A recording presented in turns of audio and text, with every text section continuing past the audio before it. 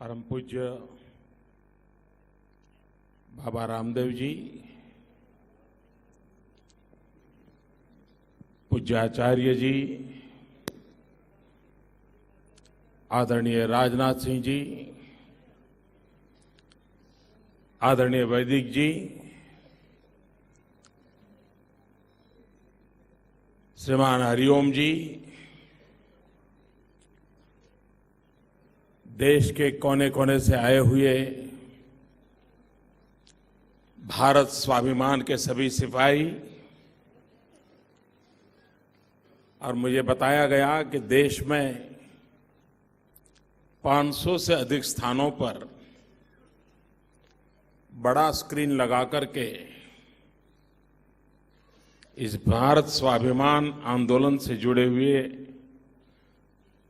सभी लोग बैठे हैं और इस कार्यक्रम में दूर दूर से भी शरीक हुए हैं।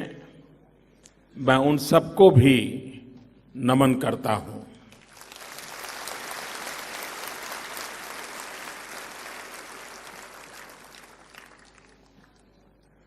आजादी के बाद यह पहला चुनाव ऐसा आ रहा है कि जिसने पुरानी सारी परंपराओं को नष्ट कर दिया है।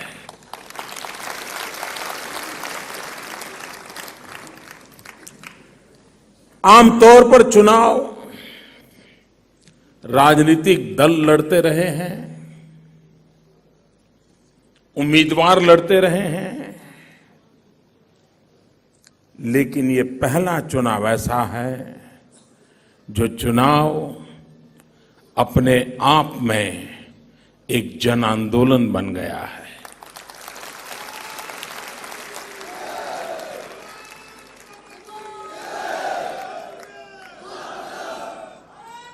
चुनाव को जन आंदोलन बनाने में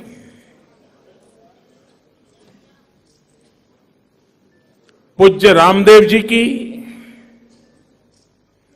अखंड एक निष्ठ तपस्या भी है।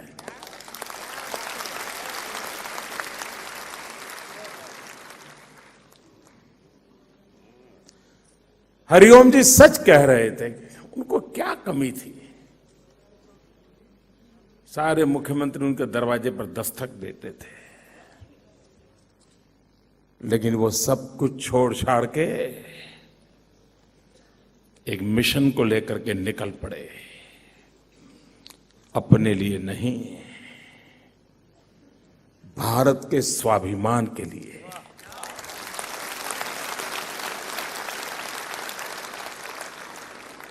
कभी कभी पीड़ा भी होती है कि आजादी के इतने सालों के बाद हमारे ही देश के स्वाभिमान के लिए लड़ाई लड़नी पड़े। ये अजूबा सा है। ये तो सहज प्राप्य होना चाहिए, स्वाभाविक प्रक्रिया होनी चाहिए, लेकिन न जाने क्या क्या रुकावटें रही कि आज स्वाभिमान के लिए लड़ाई लड़नी पड़ रही है। भाइयों बहनों, आज जब हम भारत के स्वाभिमान की लड़ाई लड़ने वाले सिपाहियों के बीच खड़े हैं, तब अपने इस कार्यक्रम के दरमियान ही इसरो के भारत के वैज्ञानिकों ने, भारत के इंजीनियरों ने सफलतापूर्वक GSLV D5 को लॉन्च करने में सफलता पाई है। मैं भारत के सभी वैज्ञानिकों को, इंजीनियरों को इस सफलता दिलाने के लिए इस पवित्र मंच से बहुत बहुत बधाई देता हूं, शुभकामनाएं देता हूं।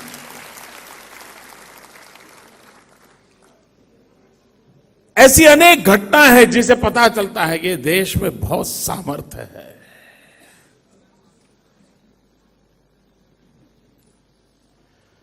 भाइयों बहनों, मैं निराशावादी इंसान नहीं हूं। मेरी डिक्शनरी में निराशा शब्द नहीं है।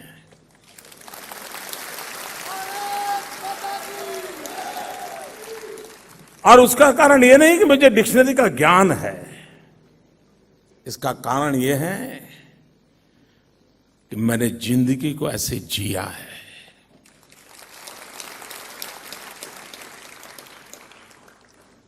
जब आजकल लोग अनाप शनाप इल्जाम लगाते हैं तो मैं भी कभी मुड़ करके खुद के जीवन की ओर देखता हूं और मैं सोचता हूं ये देश कितना महान है, यहां के लोग कितने महान हैं कि जिन्होंने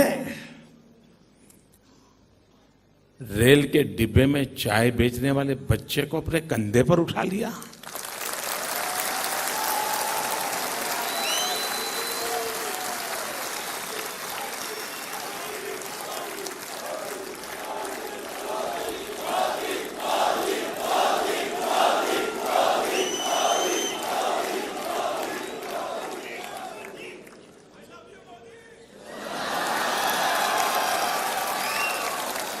मित्रों, मैं निराशावादी नहीं हूं। उसका कारण है कि मैंने अपनी मां को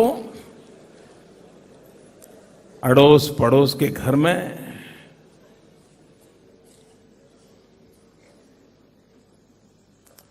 बर्तन साफ करके, पानी भर के,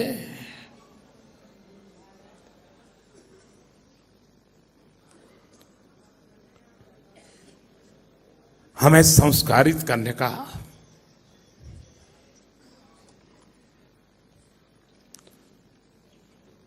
और बिना निराश हुए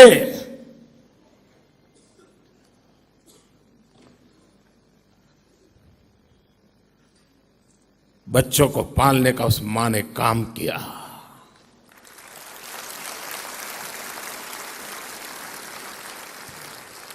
मैं अभी बाबा रामदेव जी को एक सवाल पूछ रहा था कि मुझे हिंदी शब्द मालूम नहीं था। हमारे यहां गुजरात में कॉटन की खेती होती है और जो खेत में कपास तैयार होता है वो गरीब परिवार अपने घर ले जाकर के उसका छिलका निकाल करके अंदर से कॉटन निकालते हैं। गुजराती में उसका शब्द है काला फोलवा। मुझे मालूम नहीं हिंदी में क्या शब्द है। रुई निकालते हैं, लेकिन वो जो ऊपर का भिनोला, हाँ मुझे शब्द मिल गया है, भिनोला।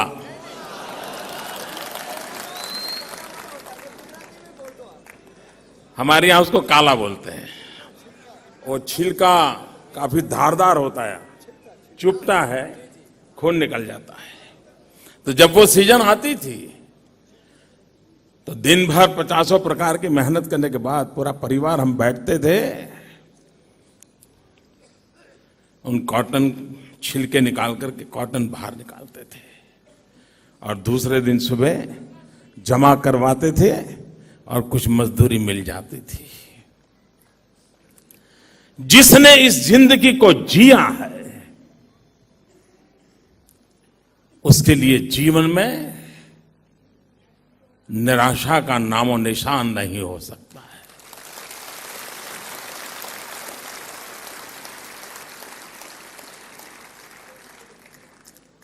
जो इस पीड़ा और दर्द में पला है उसके लिए औरों की पीड़ा और दर्द समझने के लिए यात्राएं नहीं करनी पड़ती है।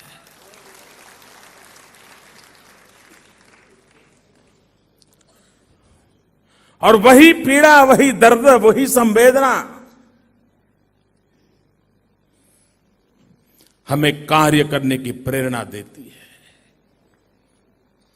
हर पल मन में रहता है कि ईश्वर ने जो शरीर दिया है, जो समय दिया है, जो अवसर दिया है, उसका उपयोग भारत मां के कोटि कोटि जनों के लिए ही होना चाहिए। दुखी, पीड़ित, दरिद्री, दलित, शोषित, वंचित, उनके लिए होना चाहिए। और जब जीवन में ये प्रेरणा होती है तो ईश्वर रास्ते भी अपने आप सुझाता है।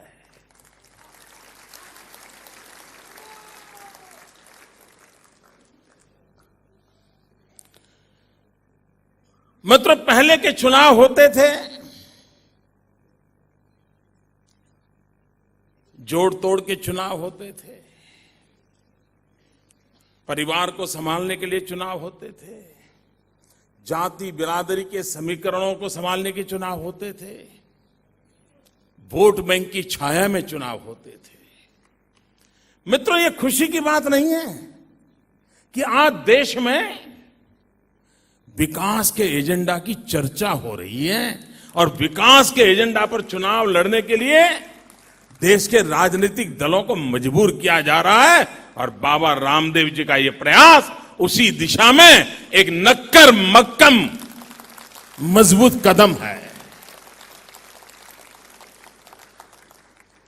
ये शुभ संकेत है कि भाई ठीक है, सरकार बनाना तो चाहते हो, क्यों बनाना चाहते हो, किसके लिए बनाना चाहते हो, बना करके क्या करना चाहते हो, जरा दुनिया को बताओ तो सही।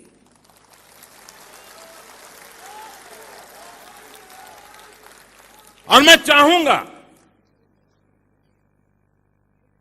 ये प्रयास 2014 के चुनाव तक निरंतर चलता रहना चाहिए, दबाव बढ़ाना चाहिए, और सिर्फ बीजेपी पर नहीं, सब दलों पर बढ़ाना चाहिए। ये भी बहुत हो चुका, 60 साल बीता बुरा बर्बाद किए, अब बताओ। और भाइयों बहनों, उसके साथ साथ बाबा राजनेताओं को भली भांति अब जान गए हैं कि दिन में एयरपोर्ट पर लेने आना और रात को जुल्म कैसे करना, ये भली भांति जानते हैं।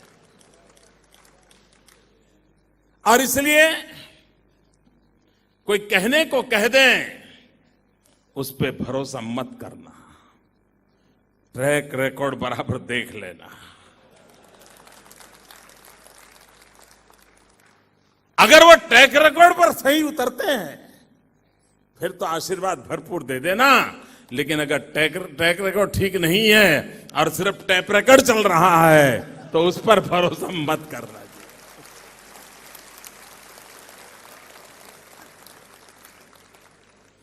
आप कल्पना कर सकते हैं भाइयों, इस देश में 65% जनसंख्या 35 से कम आयु की हो, ये विश्व का सबसे नौजवान देश हो, परमात्मा ने हर नौजवान को भूजा दी हो, बुद्धि सामर्थ्य दिया हो, कुछ कर दिखाने की ललक दी हो, उसके बावजूद भी जो डेमोग्राफिक डिविडेंड एक बहुत बड़ी एसेट बन सकता था, देश की नेतृत्व ने उस डेमोग्राफिक डिविडेंड को डेमोग्राफिक डिजास्टर में कन्वर्ट कर दिया। इससे बड़ा कोई पाप नहीं हो सकता। नौजवान को अवसर चाहिए।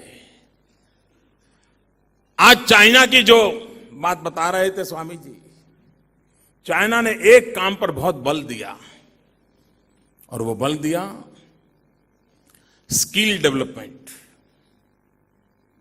नौजवानों को हुनर सिखाओ। अगर उसके पास हुनर होगा तो उसके अंदर सामर्थ्य है, जीवन जीने का रास्ता खोज लेगा।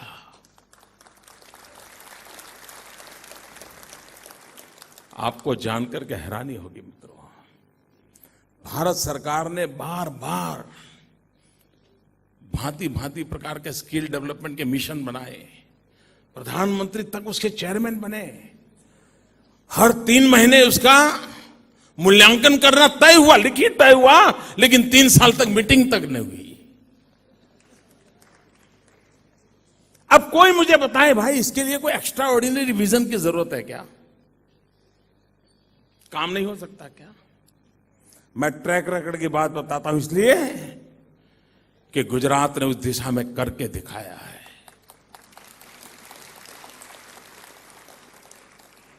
हम चाहते हैं अगर देश की जीडीपी को बढ़ाना है तो हमारी उत्पादन क्षमता का भरपूर उपयोग करना होगा,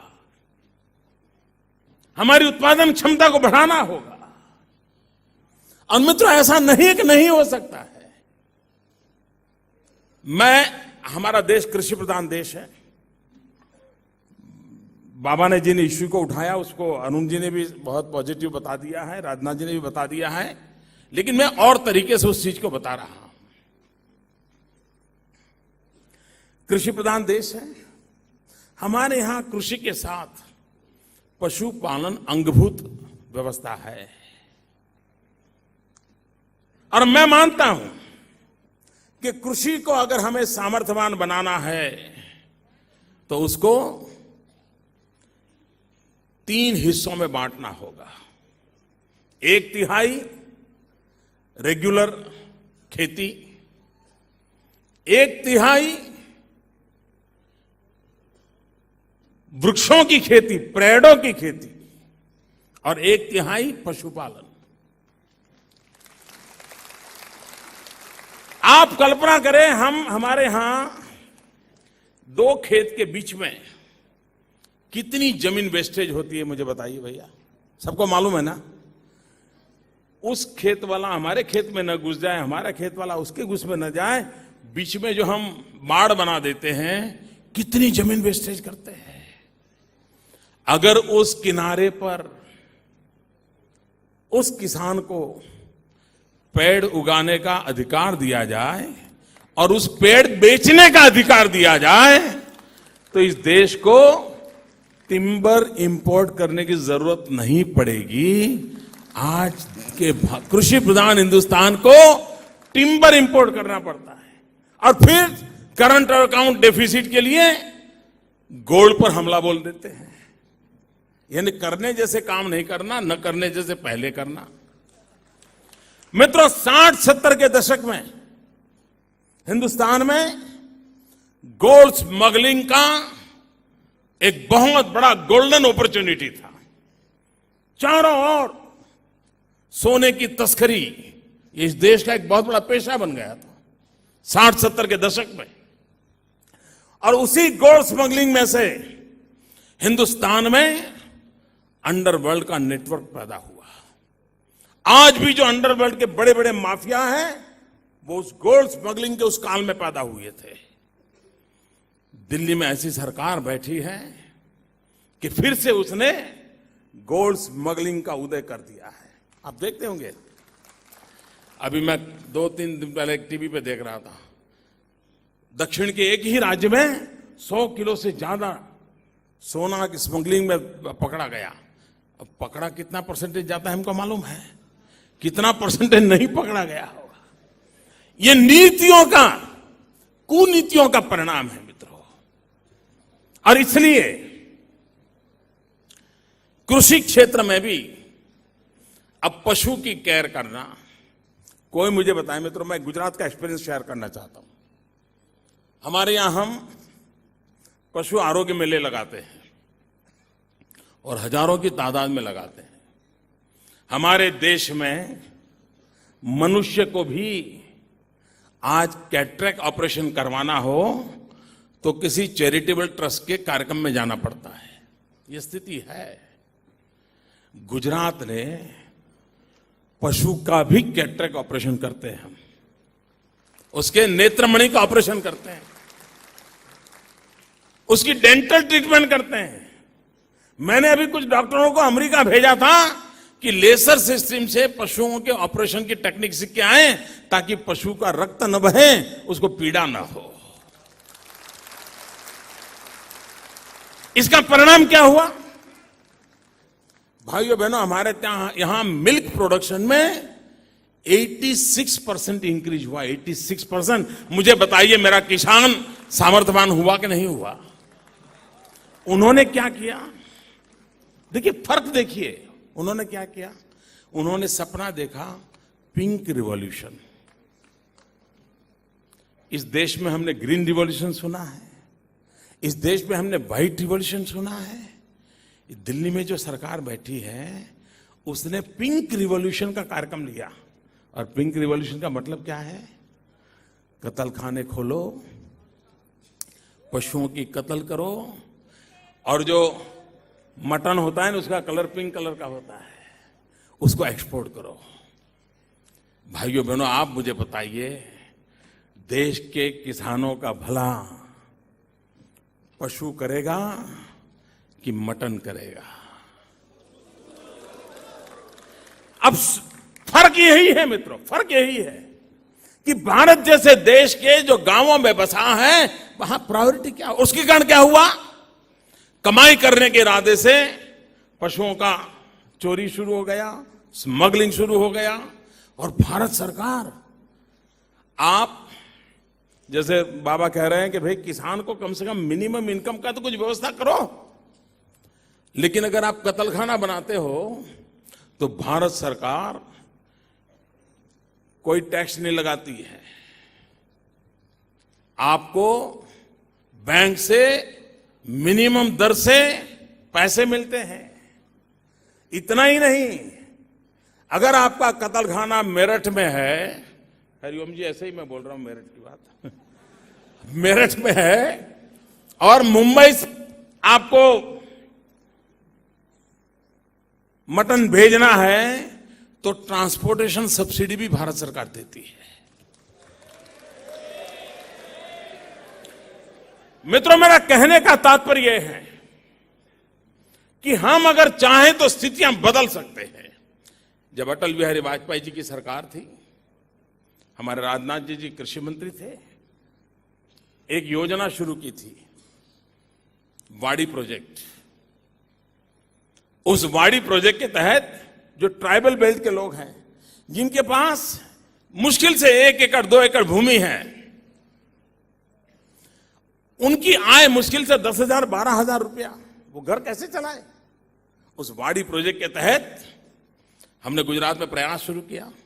हमारे आदिवासी किसान, जिसको आधुनिक खेती की तरफ हम ले गए, पानी प्रबंधन की तरफ ले गए, सीड्स में बदलाव लाने की दिशा में ले गए, क्रॉप पैटर्न बदल ली, और परिणाम ही आया कि वो 12-15 हजार रुपया कमाता था, वो 1.5 लाख 2 लाख रुपया कमाना शुरू कर दिया।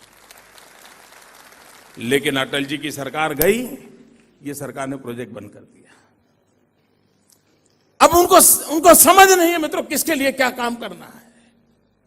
और इसलिए मैं कहता हूं कि देश को आगे बढ़ाने के लिए कोई मंगल ग्रह से मनुष्यों को लाने की जरूरत नहीं है। यहां जो हैं वही इस देश को बहुत आगे ले जा सकते हैं।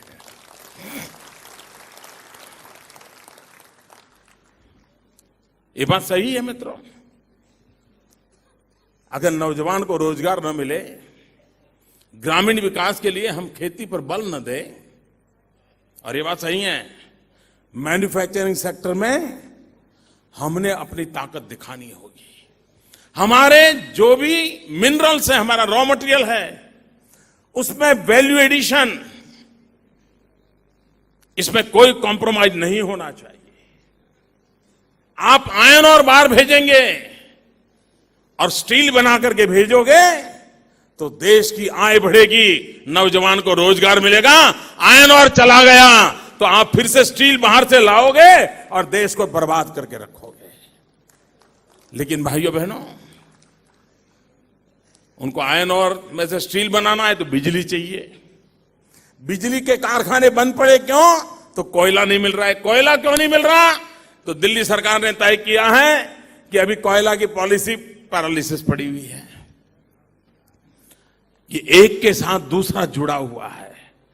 मित्रों, हमारे देश में भ्रष्टाचार के खिलाफ लड़ाई लड़ने के लिए भ्रष्टाचार के जो कुछ क्षेत्र हैं उसमें एक है मिनरल्स। हमने गुजरात में तय किया, पहले नहीं, हमारे देश में नहीं है वैसा है, first come first serve. Minerals के लिए जो पहले अप्लाई करेगा उसका हक बनेगा, उसको पहले अलॉटमेंट होगा। हमने गुजरात में तय किया कि नहीं, हम ऐसा नहीं करेंगे, हम ऑक्शन करेंगे। जो ज्यादा बोली बोलेगा, खजाने में पैसा सरकार के पास आएगा, लोगों का, गरीबों का भला होगा। ऑक्शन। मुझे बताइए भैया, ये सही रास्ता है कि नहीं है? सही रास्ता है कि नहीं है? ट्रांसपेरेंट पद्धति है कि नहीं है?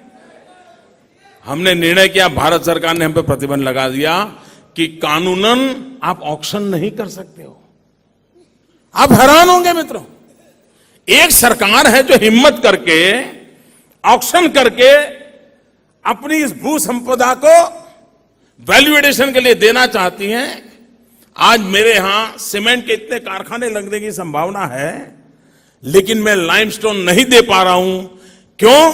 क्योंकि भारत सरकार मुझे ऑक्शन करने का अधिकार नहीं देती है और मैं ऑक्शन के बिना देने को तैयार नहीं हूं।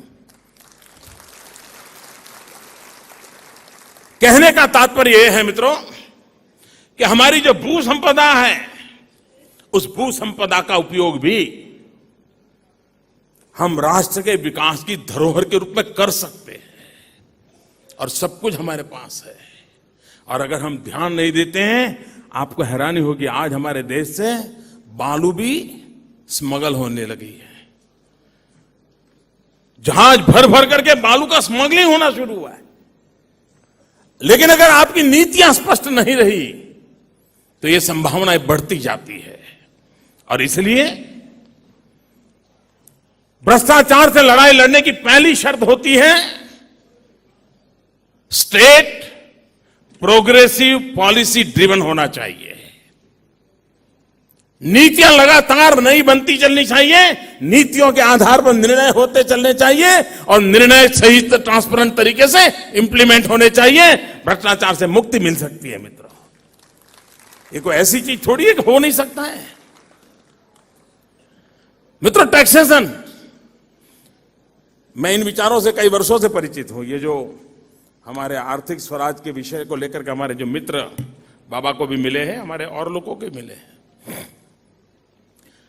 अब मुझे बताइए साहब, ऑक्ट्रॉय, हमारे देश के कई राज्य हैं जो ऑक्ट्रॉय बंद करने की हिम्मत नहीं दिखा रहे हैं।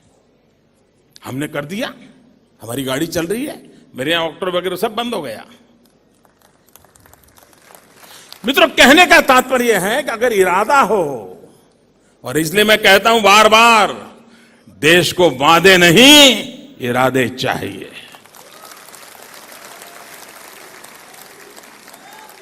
और इसलिए भाइयों, ये टैक्सेशन सिस्टम सामान्य मानव के जीवन पर बोझ बनी हुई है। अफसरशाही की लगाम बढ़ती चली जाती है।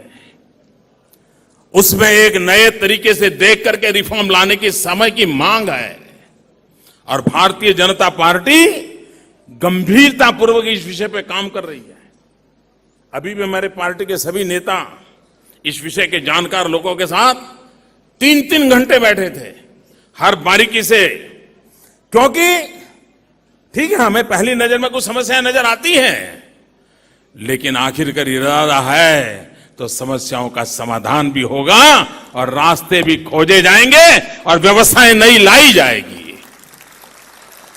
और भाइयों बहनों, अगर यही व्यवस्थाएं चलानी है तो मुझे यहां आने की क्या जरूरत है? नहीं, मुझे आने की क्या जरूरत है? बहुत लोग हैं, चलाएंगे। अगर कुछ कर नहीं पाएंगे तो हम पद के लिए जिंदगी में पैदा नहीं हुए दोस्तों। कुछ कर सकते हैं तो जिंदगी में कुछ करना है।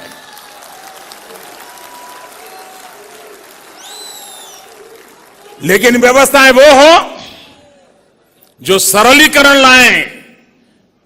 एक छोटा सा उदाहरण देता हूं। ये जो अफसरशाही का जो लाइसेंस राज की दुनिया है, आपको मालूम होगा हमारे देश में जो कारखाने होते हैं और अगर बॉयलर है तो सरकार में एक बॉयलर इंस्पेक्शन की व्यवस्था होती है। अब ये बॉयलर इंस्पेक्शन जो करने वाला होता है वो शहंशाहों का शहंशाह होता है, क्या कि होते बहुत कम लोग हैं और वो बेचारे मालिक जो होते हैं परेशान होते हैं, भाई इस फलानी तारीख तक तो इंस्पेक्शन का सर्टिफिकेट चाहिए। वो कहता है नहीं समय नहीं है, पहले से क्यों नहीं बोला, फिर जो कुछ भी होना चाहिए वो होता होगा और फिर वो सर्टिफिकेट देता है कि मैंने बॉयलर का इंस्पेक्शन किया और ये काम करने योग्य है। सब यही कारोबार चलता था। कोई मुझे बताए भैया, आप कार खरीदते हैं, आपकी कार ठीक है कि नहीं है, ब्रेक बराबर है कि नहीं है, उसका इंस्पेक्शन सरकार करती है क्या? सरकार करती है क्या? आप खुद करते हो कि नहीं करते हो? आपको आपकी जिंदगी की चिंता है कि नहीं है? तो फिर बॉयलर की चिंता वो करेगा कि नहीं करेगा? बॉयलर फटेगा तो वो मरेगा कि नहीं मरेगा? मैंने कहा आप सरकार इंस्पेक्शन नहीं करेगी, आप खुद इंस्पेक्शन करके सर्टिफिकेट हमको दे दो, हम उसको स्वीकार कर लेंगे। अफसरशाही गई कि नहीं गई? अच्छा, इसके लिए क्या करना पड़ा? तो हमने कहा भाई स्किल डेवलपमेंट का कोर्सेज आईटीआई में चालू करो और प्राइवेट इंस्टीट्यूट खड़ी हो जो बॉयलर इंस्पेक्शन का काम करें। हजारों लड़के बॉयलर इंस्पेक्टर बन गए। वो देखते हैं और मालिक को भी चिंता रहती है, भाई वो बिना ब्रेक की गाड़ी को चलाएगा क्या? तो बॉयलर फटने वाला है वो चलाएगा क्या? अपने आप छोटी छोटी चीज होते हैं मित्रों। आपने देखा होगा हमारे देश में पहले बड़े बड़े मकानों में लिफ्ट बहुत कम थी और सरकार के लिफ्ट के इंस्पेक्टर रहते थे। हर सारे देश में है ये। अब करीब करीब हर घर में लिफ्ट आ गई। अब मुझे बताइए इतने इंस्पेक्टर कहां से लाओगे? मेरे यहां मैंने नियम किया कि भाई जो रहते हैं वही हर 6 महीने अपनी जांच करवा के हमको रिपोर्ट कर दें कि भाई आपके लिफ्ट ठीक है, उपयोग करने होगे, करते चलो। मित्रों, हम व्यवस्थाओं को बदल सकते हैं। छोटी छोटी छोटी चीजों के माध्यम से भी स्थितियों को बदला जा सकता है और अगर एक बार परिवर्तन लाना है तो ला सकते हैं। आपको हैरानी होगी, हमारे देश में एक कानूनी व्यवस्था है, हर 3 साल में एक बार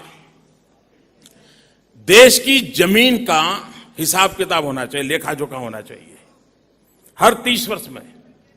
और देश की जमीन का लेखा जोखा, उसकी लंबाई कितनी है, मालिक कौन है, चौड़ाई कितनी है, किस प्रकार इसका पूरा हर 30 साल में करने का नियम है।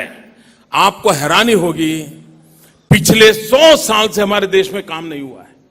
100 साल से अगर यह स्थिति बनी, कई जगह में नदियों ने अपना रास्ता बदल दिया। सरकारी कागज पे वो जमीन है, खेत है, हकीकत में वो नदी बन चुका है। कहीं पर से पर्वत रह करके नीचे आ गया है, खेत बचा नहीं, जमीन बची नहीं, सरकारी कागज पे अभी भी जमीन है। 100 साल हो गए इस काम को हमारे देश में नहीं किया गया है। किसान कहां जाएगा? मैंने गुजरात में बीड़ा उठाया, मैं कर रहा हूं इन दिनों और मैं करके रहूंगा। कहने का तात्पर्य यह है मित्रों, ऐसा नहीं है कि समस्याओं के समाधान नहीं है, लेकिन ज्यादातर सरकारें आती हैं, दिन रात अगला चुनाव जीतने में लगी रहती है। सरकारों का काम है 5 साल के समय में देश की भलाई के लिए लोगों को विश्वास में लेकर के कदम उठाना। और भाइयों बहनों, मैं गुजरात एक्सपीरियंस से कहता हूं कि ये सब कुछ संभव है। और जो बाबा रामदेव जी ने स्वाभिमान आंदोलन के साथ जुड़े हुए सिपाहियों ने भारतीय जनता पार्टी से जो अपेक्षाएं रखी है और नरेंद्र मोदी से व्यक्तिगत रूप से जो अपेक्षाएं रखी है, हम जी जान से उसको पूरा करने की कोशिश करने वाले लोग हैं।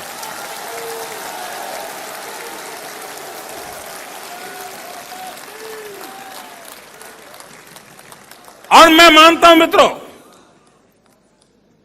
हर समस्या का समाधान हो सकता है, रास्ते खोजे जा सकते हैं और परिणाम लाया जा सकता है। और भारत बहुरत्ना वसुंधरा है, सामर्थ्यवान देश है। मित्रों, मैं भाषा के संबंध में हम लोगों के विचार बहुत परिचित है। वैदिक जी भलित जानते हैं, भारतीय भाषाओं का गौरव बहुत स्वाभाविक बात है। और अगर अपने आप पर हमारा गौरव नहीं होगा तो हम दुनिया की पराई चीजों से क्या गौरव कर सकते हैं मित्रों। लेकिन हम आधुनिकता के भी पक्षधर हैं, हम टेक्नोलॉजी के पक्षधर हैं, हम विज्ञान को प्राथमिकता देने के पक्ष के हैं, क्योंकि हमने विश्व के सामने उस सामर्थ्य के साथ खड़ा रहना है और दुनिया जो भाषा समझे उस भाषा में मेरे देश का बच्चा आंख में आंख मिला करके बात सके, यह भी ताकत होनी चाहिए। मुंडी नीचे करने का अवसर हमारे देश के बच्चों का नहीं होना चाहिए। लेकिन अगर हमारी अपनी भाषाओं पर गर्व नहीं होगा, स्वाभिमान नहीं होगा, तो आप दुनिया में आंख से आंख मिलाकर बात कभी कर नहीं सकते हैं। और इसलिए पहले अपने पर भरोसा होना चाहिए, अपने पर स्वाभिमान होना चाहिए, अपनी हर परंपराओं पर गर्व होना चाहिए। हमारी संस्कृति हो, हमारी खान पान हो, हमारा पहनाव हो, हमारे बोलचाल हो, हर बात पर हमें गर्व होना चाहिए। अगर हमें गर्व है तो मित्रों रास्ते अपने आप मिल जाते हैं। भाइयों बहनों, मैं फिर एक बार बाबा रामदेव जी को अभिनंदन करता हूं कि उन्होंने सही दिशा में देश में सच्चे अर्थ में परिवर्तन क्या हो, नींव कैसी हो, पिलर्स कैसे हो, इमारत कैसी हो, इसके लिए मंथन शुरू किया है। और संतों के द्वारा अगर मंथन होता है तो अमृत निकलना निश्चित होता है। निस्वार्थ भाव से अगर मंथन होता है तो अमृत सुनिश्चित होता है। और भाइयों बहनों, दो विषयों पर हम दल देकर के आगे बढ़े।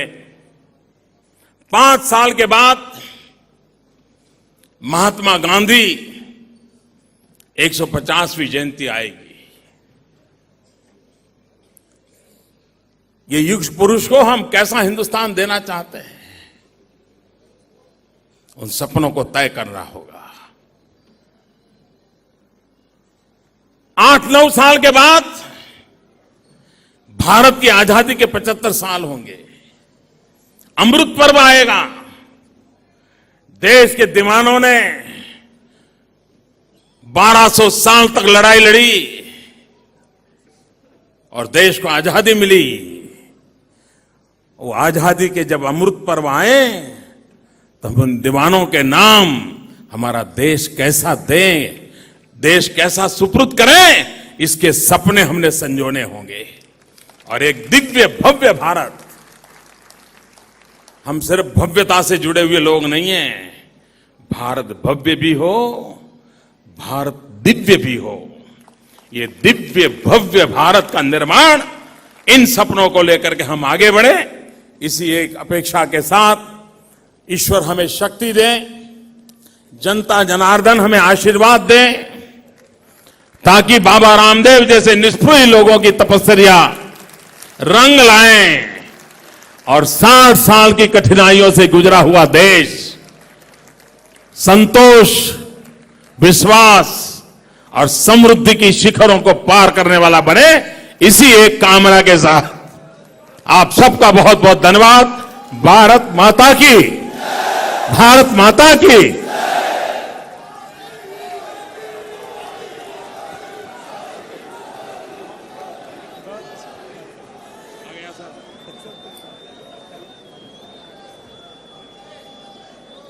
अभी वंदे मातरम के साथ हम प्रस्थान करेंगे। मित्रों, 2 बजे से आप यहां पर बैठे हुए थे। 5 घंटे तक आपने आसन की साधना की है। 12 बजे से और मैं विस्तार में नहीं जाना चाहता। काले धन के बारे में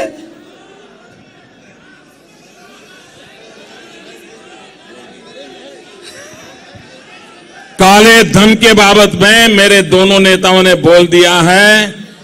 ये काले धन को भी ठीक करना है, काले धन वालों को भी ठीक करना है।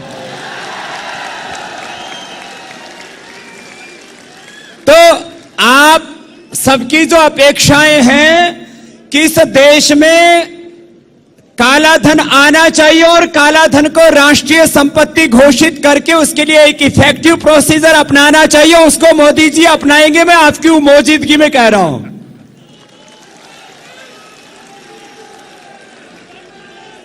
आप एक एक मुद्दे को आप शायद अलग से सुनना चाहते हो। मोदी जी ने एक बात कह दी है, भैया हम वादा ही नहीं करते, आश्वासन घोषणाएं नहीं करते, जो बाबा जी ने कहा उसको पूरा करने का इनका इरादा है। तो अब आप लोग जो अलग अलग सुनना चाहते हो तो मैं उसके विस्तार में नहीं जाना चाहता, लेकिन एक बात जरूर कहना चाहता हूं कि आज आप अपेक्षा करते हैं, हम और 125 करोड़ का हिंदुस्तान अपेक्षा करता है कि मोदी जी के सत्ता में आने के बाद काला धन को राष्ट्रीय संपत्ति घोषित करके वो दिलवाएंगे देश को। वो भ्रष्टाचार को मिटाने के लिए, सिस्टम को ट्रांसपेरेंट बनाने के लिए, वो सीबीआई को स्वायत्त बनाने के लिए भी काम करेंगे। हम ऐसी अपेक्षा करते हैं और वो उसको पूरा करेंगे, उनका यह इरादा है। तमाम जो प्रोसीजर्स हैं, एक एक चीज में बड़े क्रिटिकल प्रोसीजर होते हैं, उन सबको पूरा करना होगा। आज उन्होंने संक्षेप में एक बात को कहा है कि आप सबका जो संकल्प है, उस संकल्प को पूरा करने का मोदी जी का इरादा है। और मेरे बगल में जो खड़े हुए, तुम अपने मुंह से कहते मेरे से क्यों कहते?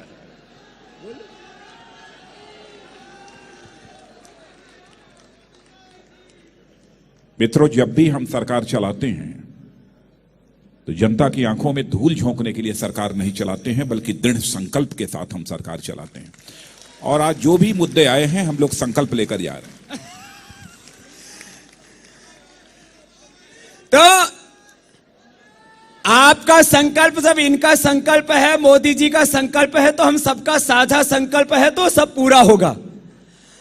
तो आइए सब मिलकर के एक बार वंदे मातरम के साथ, इस अपेक्षा के साथ कि जो देश के 125 करोड़ लोगों की अपेक्षाएं हैं, जब इरादे नेक होते हैं तो मंजिल मिल जाती है। समस्याएं आएंगी कि ट्रांजैक्शन टैक्स लगाएं तो उसमें क्या समस्या आएंगे। आदरणीय जेटली जी कह रहे थे कि उसमें गरीब आदमी को भी टैक्स देना पड़ेगा, अमीर को ज्यादा देना पड़ेगा, उसको ज्यादा ट्रांजैक्शन होता है। गरीब को यदि देना पड़ रहा है, आज 60% जो परोक्ष कर दे रहे हैं वो खत्म हो जाएंगे, 1% देता भी है तो कोई समस्या नहीं। तो कुछ समस्याएं आएंगी। आदरणीय मोदी जी ने एक बात कहा है, आप गौर से सुनिए, क्योंकि बहुत से लोग निगाहें लगाए बैठे हैं कि कुछ ऐसा निकले कि जिससे कुछ बवंडर हो जाए। अभी कि भाई ये जो सिंगल ट्रांजैक्शन टैक्स लगाने वाला एक बहुत बड़ा साहसिक कदम है, इसमें जो भी समस्याएं होंगी उनका आदरणीय मोदी जी और राजनाथ जी दोनों मिलकर समाधान कर लेंगे। कोई बात नहीं, दो हाथ कर लेंगे। सारा देश साथ में है तो सब कुछ हो जाता है। भाई बहनों, जो है मोदी जी ने एक बात कही, आपने सुना क्या बोला था? भैया जो इरादा व्यक्त कर रहा है उसका क्या देखना, जोर से बोलो।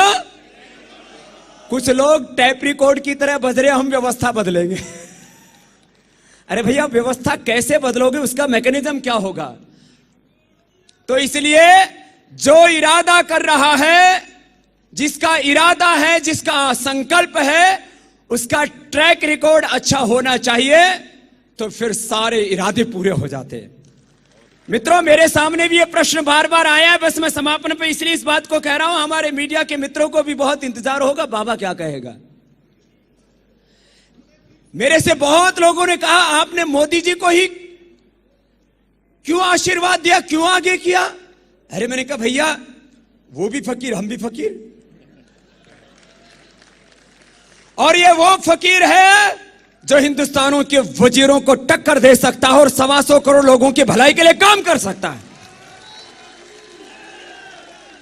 तो इरादा पक्का होना चाहिए। अब आगे की बात बस मैं यही कहता हुआ कि रास्ते अपने आप निकल आते हैं, इसलिए समस्याएं आएंगी, समाधान निकलेगा। और आप सब जो यहां पर आशा अपेक्षा लेके आए हैं, ट्रैक रिकॉर्ड की बात के ऊपर मैं बात पूरी करता हुआ वंदे मातरम करूंगा। एक बात क्या आपसे कहता हूं, देखो मेरे सामने एक विकल्प था नरेंद्र भाई मोदी, दूसरा मेरे पास में विकल्प था, दूसरा मेरे सामने विकल्प था वो हिंदुस्तान का शहजादा, वो राजकुमार जिसने 10-12 सालों में कुछ करके नहीं दिखाया। 67 सालों में उनके पुरखों ने, और उन्होंने जब आज तक देश की व्यवस्था को नहीं बदल पाए तो आगे कैसे बदल पाएंगे। वो मौका मोदी जी को भी मिला, और मोदी जी ने 10-12 साल में वो करके दिखा दिया। हिंदुस्तान में नहीं, पूरी दुनिया में लोग उनसे आशाएं और अपेक्षाएं करने लगे। सियासत इनको विरासत में नहीं मिली, लेकिन एक इरादा, एक संकल्प, एक जज्बा, एक जोश, एक जरौन, एक पराक्रम है। अब भैया तीसरे चौथे विकल्पों के बारे में यहां हम कोई विचार करने के लिए नहीं बैठे। अब एक संकल्प के साथ हम जाएं कि आप चाहते हो कि मोदी देश में कुछ कर पाए, तो भैया अकेले मोदी जी से बात नहीं बनेगी। 300 सांसदों के साथ मोदी जी को दिल्ली के सिंहासन में बैठाइए और फिर जो आप अपेक्षाएं करते हैं। देखो भाई, हमारा 400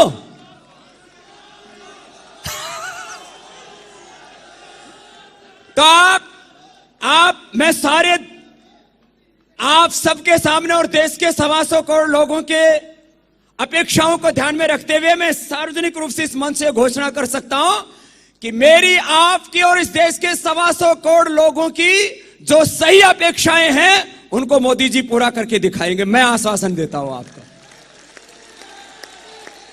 तो आप लोग इसकी चिंता मत कीजिए, मेरे साथ सब मिलकर के बोलेंगे वंदे मातरम, वंदे मातरम, सुजलाम सुफलाम मलयज शीतलाम सहस्य श्यामलाम मातरम, वंदे मातरम, शुभ्रज्योत्सनाम पुलकितयामिनीं फुल्लक समेता द्रुमदल शोभिनीं सुहासिनीं सुमधुर भाषिणीं सुखदां वरदां मातरम, वंदे मातरम, वंदे मातरम, वंदे मातरम। बोले भारत माता की, भारत माता की, वंदे वंदे